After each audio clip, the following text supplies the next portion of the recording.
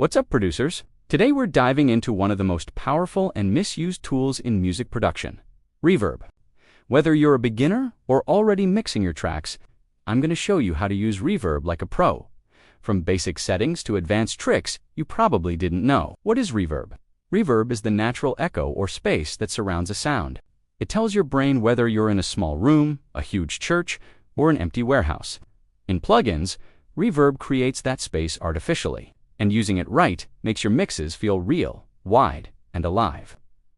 Reverb types explained that there are a few common types of reverb: room, hall, plate, spring, and convolution. Room reverb is tight and realistic, great for vocals or drums. Hall reverb adds size, good for pads, melodies, and synths. Plate gives a smooth, classic shine, perfect on vocals.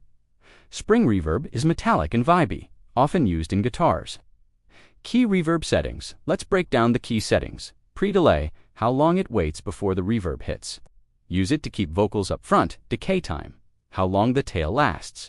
Short for tight mixes, long for spacey vibes.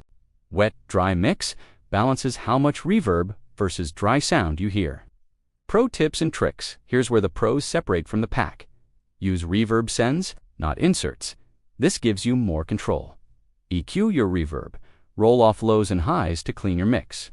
Automate decay or wet-dry to match energy in the song.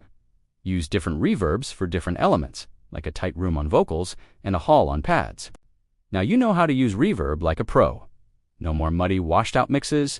Drop a comment if you want a full reverb preset pack. And don't forget to subscribe for more tips on mixing, plugins, and production magic. Peace.